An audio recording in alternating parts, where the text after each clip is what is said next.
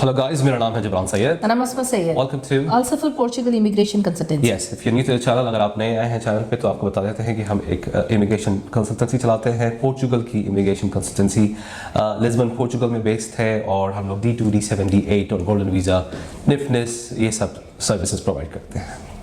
Also, if you're new to our channel, don't forget to like, share and subscribe to our channel. इस video को आगे से आगे ले जाइए, उन लोग तक पहुंचाइए जो पोर्चुगल की इमिग्रेशन सीरियसली हासिल करना चाहते हैं। जी, और अगर आपको हमसे बात करनी है, हम दोनों से अगर बात करनी है ख़ास तौर से, तो आप एक कंसल्टेशन फ़ीस पे करते हैं और आपको एक जूम मीटिंग और अपॉइंटमेंट फ़िक्स करके आपको हम बात करते हैं पर्सनली। अगर आपको हमसे बात करनी है तो आप हमारी कंसल्टेशन आप बुक कर सकते हैं। आपको अगर कोई भी इंफॉर्मेशन चाहिए तो हमारे ऑफिस स्टाफ से आप कभी भी बात कर सकते हैं थ्रू व्हाट्सएप, ईमेल या फिर कमेंट्स पे भी आप अपने सवाल कर सकते हैं। आज का वीडियो का सब्जेक्ट है D2 visa. D2 visa Portugal अगर आपको आना है तो आप D2 वीज़े पे आ सकते हैं और ये ज़रूरी नहीं है कि आप एग्जिस्टिंग बिजनेस चला रहे हैं या फिर आप एक बिजनेसमैन हो। आप अगर जॉब भी करते हैं तो आप D2 वीज़े पे आ सकते हैं। तो आज का सब्जेक्ट है D2 वीज़े के बारे में। So without any further ado, let's start the video. चलिए फिर से आपको D2 के बारे में एक्सप्लेन कर देते हैं। कंप्लीट गाइडलाइंस एक्चुअली है, इसके बारे में कई बार हमारे चैनल पे आपको बताया गया है। आप अगर चाहते हैं तो फिर से जाके आप वो हमारे चैनल पे जो वीडियोस है D2 के बारे में फिर से देख सकते हैं। लेकिन आज फिर से आपको D2 फिर से अच्छे से डिटेल में आपके सामने आए, जैसे आसान शब्दों में आसान ज़बान में एक्चुअली आपको एक्सप्लेन करते हैं। जी, क्योंकि काफ़ी सारे लोग हैं जो कमेंट्स में आके पूछते हैं या डायरेक्टली हमें कॉल करके यही पूछते हैं कि एक बार आप D2 का प्रोसेस फिर से हमें समझा सकते हैं क्या। तो हमने सोचा कि एक वीडियो फिर से बनाई जाए ताकि उनके लिए एक फिर से आसानी हो और रिवाइज हो जाए, कौन से डॉक्यूमेंट्स चाहिए आपको और D2 किन लोग के लिए है और कौन इस कैटेगरी के लिए फिट होता है, तो उसके बारे में आज हम बात करेंगे। अच्छा, शुरू करते हैं। तो D2 वो लोगों के लिए है जो यहाँ पे आके एक अपनी कंपनी खोलना चाह रहे हैं और उस कंपनी के बेस पे अपनी होम कंट्री से या रेसिडेंस कंट्री से पोर्चुगल आना चाह रहे हैं और पोर्चुगल की इमिग्रेशन लेना चाह रहे हैं। तो आपको पहले ये करना है कि आपको अपना पहले यहाँ पे निफ्ट नंबर बनाना है।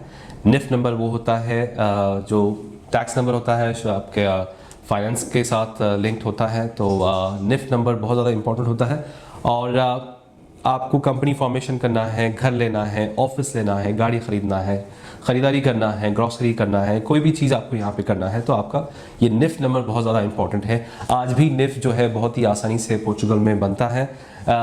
इसके बाद है सोशल सिक्योरिटी नंबर, जैसे NIS कहते हैं, NISS। वो पहले बहुत ही ज़्यादा ईजीली बनता था, अब थोड़ा सा डिफ़िकल्ट हो गया है। बनता है लेकिन आपको प्रूफ वगैरह शो करनी होती है। VFS की प्रूफ वगैरह शो करने के बाद फिर इसको अप्लाई करके ट्रेड लाइसेंस की कॉपी को अपलोड करके आपको शो करना होता है कि आप पोर्चुगल की इमिग्रेशन लेना चाह रहे हैं, तो इसलिए आप NIS अप्लाई कर रहे हैं। तो NIS जैसे आप डिफ़िकल्ट हो गया है, अभी तक भी अल्हम्दुलिल्लाह NIF जो है, जो फाइनेंस का जो नंबर है, जो टैक्स नंबर है आपका, वो आज भी बहुत इजीली जो है खुलता है। तो आपको सिर्फ आपका पासपोर्ट देना है। अगर आप इंडियन हैं तो सिर्फ पासपोर्ट चाहिए। आप अगर पाकिस्तानी हैं तो आपका पासपोर्ट प्लस शनाख्ती कार्ड, आपका ID कार्ड देना है, इंग्लिश वाला, क्योंकि पाकिस्तानी पासपोर्ट पे मदर का नाम नहीं होता है, एड्रेस नहीं होता है, तो ये रीज़न से उनको ID कार्ड की प्रूफ भी चाहिए। जी बिल्कुल, जैसे ही आपका निफ्ट बन जाता है फिर आपको अपना हाउस कॉन्ट्रैक्ट बनाना होता है, अपना जो प्रूफ ऑफ एड्रेस है वो शो करना होता है। 1 साल का आपको कॉन्ट्रैक्ट बताना होता है ताकि आप यहाँ पर D2 वीज़ा लगा सके, तो वो बहुत इंपॉर्टेंट होता है। फिर हाउस कॉन्ट्रैक्ट आने के बाद फिर कंपनी फॉर्मेशन कार्रवाई शुरू होगी। जो ट्रेड लाइसेंस है आपका, जो यूनिक बिजनेस प्लान आप शो करने वाले हैं, उसके बेस पे, मतलब जो आपने सोचा हुआ है, जो बिज़नेस आप यहाँ पे करने वाले हैं, unique, it has to be a unique business plan. कोई भी छोटा मोटा कैफ़े रेस्टोरेंट वगैरह ये नहीं चलेगा।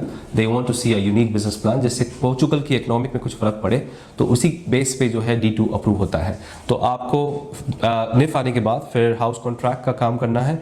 एक हाउस कॉन्ट्रैक्ट लेना है, 1 साल का हाउस कॉन्ट्रैक्ट लेना है, चाहे वो कोई भी रेंट अमाउंट हो, एक इनको हाउस कॉन्ट्रैक्ट प्रूफ चाहिए और डिक्लेरेशन चाहिए। डिक्लेरेशन पोर्टल पे आपके निफ के साथ आपका पासवर्ड भी आता है। निफ का एक पासवर्ड आता है, जो भी आपका रिप्रेजेंटेटिव बनता है, जैसे कि हम आपके रिप्रेजेंटेटिव बनते हैं, यहाँ पे हम लॉयर के थ्रू निफ अप्लाई करते हैं, तो हमारा नाम निफ के ऊपर आता है आपके निफ के साथ कि इनके रिप्रेजेंटेटिव ये थे। तो उसकी चार्जेस होती है, वो लोग चार्जेस लेते हैं निफ बनाने के लिए। तो फिर वो पासवर्ड आता है, फिर हमारे एड्रेस के ऊपर अगर हमने आपका अगर निफ बनाया है तो हमारे एड्रेस के ऊपर वो निफ का पासवर्ड आता है। वो बहुत ज़्यादा इंपॉर्टेंट है। तो आप किसी से भी अगर निफ बना रहे हैं तो ये पासवर्ड आप पासवर्ड के बारे में बात करना आप भूलना नहीं है कि पासवर्ड आना आपके पास ज़रूरी है। आप 10 दिन में आ जाता है, कभी 1 महीने में आता है, कभी 2 महीने भी लग जाते हैं, लेकिन इवेंचुअली पासवर्ड आपको लेना ज़रूरी है। ये होने के बाद हाउस कॉन्ट्रैक्ट हो गया। हाउस कॉन्ट्रैक्ट क्यों चाहिए? फिर आप अपना जो ट्रेड लाइसेंस है, ट्रेड लाइसेंस हाउस कॉन्ट्रैक्ट के ऊपर वही जो एड्रेस है आपका पोर्चुगल का, उसके ऊपर आप अपनी ट्रेड लाइसेंस की कार्रवाई शुरू करेंगे। फिर आपकी नेम की रजिस्ट्रेशन होगी, एक्टिविटी रजिस्ट्रेशन होगी, कंपनी फॉर्मेशन सरतेदाओं पर बनते कहते हैं उसको, वो होगा। वो होने के बाद आरसीबी, साथ ही साथ आरसीबीई आएगा। ये कंपनी का जो शुजरा होता है, जो कंपनी की डिटेल्स वगैरह होते हैं। कैपिटल अमाउंट आपके उसके ऊपर एक शो करना है। कैपिटल अमाउंट हम लोग यूजुअली एडवाइस करते हैं 15 से 25 हज़ार, ये एक मिनिमम अमाउंट है। D2 को प्रोसीड करने के लिए एक मिनिमम अमाउंट 15 से 25 हज़ार यूरो आप शो कर सकते हैं कैपिटल अमाउंट आपके ट्रेड लाइसेंस के ऊपर।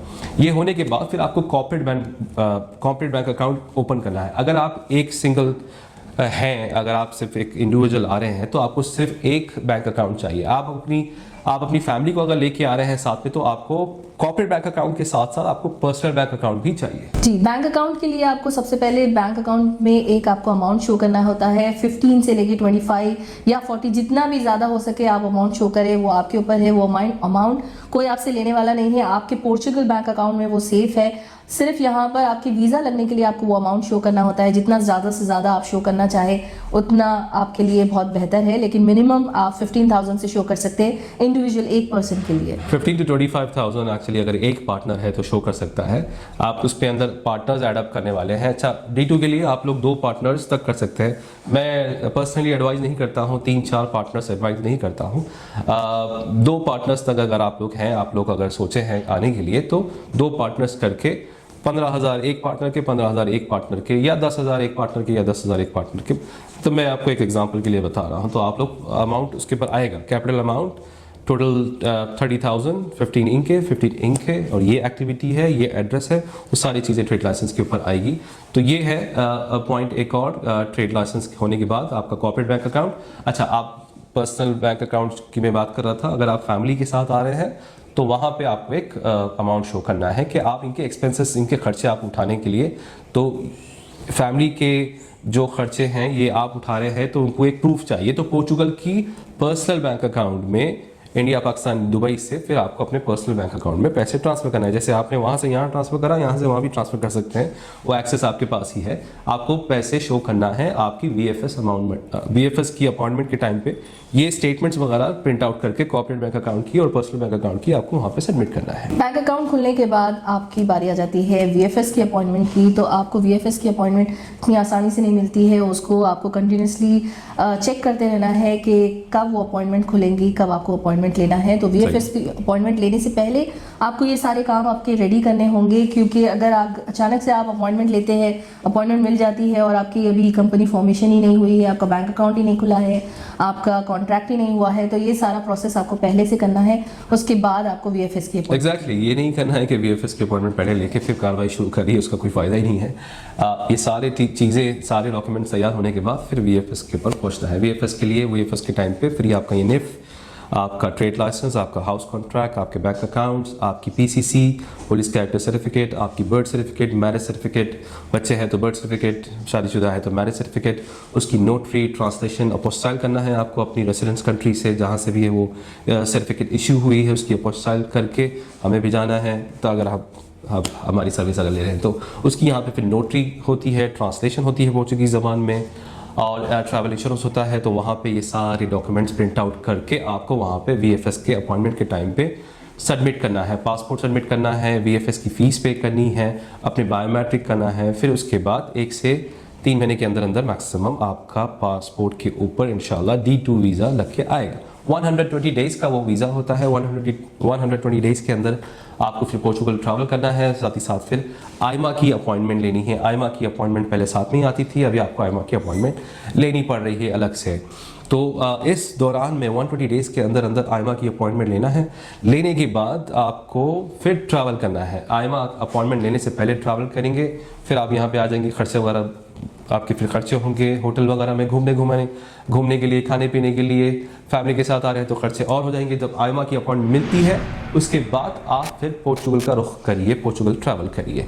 यहाँ पे आने के बाद फिर आपको आयमा की अपॉइंटमेंट मिलने के बाद फिर लॉयर के साथ आपको जाना है और लॉयर जाके वहाँ पे आपके फिर फॉर्म्स वगैरह फिलअप करेगा। अच्छा, VFS की फॉर्म्स वगैरह भी अगर सर्विस वगैरह आप ले रहे हैं हमसे तो वो फॉर्म्स वगैरह भी फिलअप करते हैं हम, हर चीज़ करके end to end service provide करते हैं। फिर आपको जाना है आयमा, वहाँ पे जाके फिर बायोमेट्रिक करनी है, फिर अपने कार्ड के लिए इंतजार करना है, रेसिडेंस कार्ड। फिर वही जो हाउस एड्रेस आपने जो लिया है for the company formation, for the bank account, आपका रेसिडेंस कार्ड वही हाउस कॉन्ट्रैक्ट के ऊपर आएगा, पोर्चुगल के हाउस कॉन्ट्रैक्ट के ऊपर आएगा। बस आपकी TRC आने के बाद जब आप यहाँ पर आ जाए तो D2 के ऊपर आपको बिजनेस करना बहुत ज़रूरी है, आपको कैसे भी बिजनेस करना है। लेकिन जो आप business plan, unique business plan जो अपनी D2 के प्रोसेस के टाइम पे बताए हैं, ज़रूरी नहीं है कि आपको वही बिजनेस करना है, क्योंकि उसके ऊपर तो आपको बहुत एक यूनिक सा बिजनेस प्लान आप बड़ा सा बताते हैं। लेकिन यहाँ पर आने के बाद आप कोई दूसरा बिजनेस कर सकते हैं, कोई भी छोटा मोटा भी कर सकते हैं, या फिर वही अगर सेम करना है वो भी आप कर सकते हैं। तो ये आपके ऊपर है। जी बिल्कुल, ज़रूरी नहीं है कि वही बिजनेस करें, क्योंकि आप डेफिनेटली वो लाखों का बिजनेस है, जो यूनिक बिजनेस आपको शो करना है, लाखों का बिजनेस है और वो तो नहीं कर सकते। अगर आप कर सकते हैं बहुत अच्छी बात है, जो सोचा हुआ है, जो करना चाह रहे हैं, जो करते हैं आप, वो बिजनेस आके यहाँ पे कर रहे हैं तो बहुत अच्छी बात है। ये बिजनेसमैन लोगों के लिए है। ये वो लोग दूसरे हैं जो कि जॉब वगैरह कर रहे हैं, सिर्फ पोर्चुगल का इमिग्रेशन करना चाह रहे हैं, तो उसके बेस पे एक ट्रेड लाइसेंस लेके एक छोटा मोटा बिजनेस शो करके पोर्चुगल की इमिग्रेशन लेके अपने मंथली टैक्स वगैरह पे करके पासपोर्ट की रेस में आना चाह रहे हैं। तो ये उन लोग के लिए एक ऑल्टरनेट रास्ता है कि आप कुछ भी करें, फिर आने के बाद फिर वो ट्रेड लाइसेंस के ऊपर सिर्फ एक्टिविटी एडअप करना है और कुछ नहीं करना है। तो बस यही है D2, it's that simple. Trade licence आ गया, बिजनेस प्लान आ गया, आपका कॉर्पोरेट बैंक अकाउंट आ गया। कॉर्पोरेट बैंक अकाउंट के लिए इससे पहले हमने बताया है, कुछ टाइम से हम बता रहे हैं, आप अगर मियाँ बीवी है साथ में तो आप अपनी वाइफ को एक 5% उसके ऊपर पार्टनर डाल दीजिए, 10% पार्टनर डाल दीजिए, अमाउंट 15-5 ऐसा कर दीजिए। 20,000 अगर एग्जांपल है, 20,000 अगर है तो 15,5 कॉर्पोरेट बैंक अकाउंट में ये शो करिए। उसके बेस पे 2 पार्टनर्स के बेस पे पोर्चुगल में फिर भी बैंक अकाउंट्स जो है खुल रहे हैं। आप तो रेसिडेंट नहीं है ना, जैसे यूएई में आप रेसिडेंट होने के बाद ही आपका बैंक अकाउंट खुलता है। पोर्चुगल में अगर बैंक अकाउंट खुल रहा है तो एटलीस्ट इनकी कुछ चीज़ों की रिक्वायरमेंट है कि आपके पास ये है, तो आप जो है इंशाल्लाह ताला ये अप्लाई कर सकते हैं। तो ये D2 का कंप्लीट प्रोसेस है, इससे हट के और कुछ नहीं है। अकाउंटेंट आ जाएगा, अकाउंटेंट कंपनी का अकाउंटेंट होगा, आपकी क्या आ रही है, आपकी क्या सैलरी है, जो मिनिमम वेज है फॉर एग्जांपल 870 यूरो, तो आपकी जो टैक्स है उसके ऊपर आती है 300 यूरो आपकी टैक्स आती है। 870 यूरो सैलरी अगर आपकी है, आप CEO है और आप मैनेजर भी है कंपनी के, तो 870 यूरो शो करना है, 300 यूरो उसकी टैक्स आती है। तो अकाउंटेंट का काम ये सारी चीज़ें हैं, टैक्सेशन वगैरह सबमिट करना है, कंपनी में क्या काम हो रहा है, काम नहीं हो रहा है, तो वो सारी चीज़ें अकाउंटेंट देखता है। तो अकाउंटेंट बहुत ज़्यादा ज़रूरी है हर इंडिविजुअल के लिए और हर एक कंपनी के लिए, तो हर किसी के लिए अकाउंटेंट यहाँ पे बहुत ज़्यादा ज़रूरी है। तो ये कंप्लीट प्रोसेस है D2 का। उम्मीद करता हूँ कि सारी बातें आपको समझ नहीं आई। फिर से हमने कई सारे वीडियोस बनाए हैं, आप जाके चेक कर सकते हैं D2 के बारे में और इंशाल्लाह ताला प्रोसीड कर सकते हैं। इस वीडियो को ज़्यादा से ज़्यादा लाइक करें, शेयर करें, सब्सक्राइब करें, लाइक बटन दबाइए। आप ये वीडियो देख रहे हैं, अगर आपने वीडियो देख ली है तो इसको लाइक दबाइए इंशाल्लाह ताला आज, और आगे तक और दूसरे लोगों तक भी पहुँचने दीजिए जो लोग पोर्चुगल के लिए सीरियस हैं, वाकई में सीरियस हैं और पोर्चुगल आना चाह रहे हैं। मेरा नाम है Jibran Syed. And I am Asma Syed. Peace be upon you all.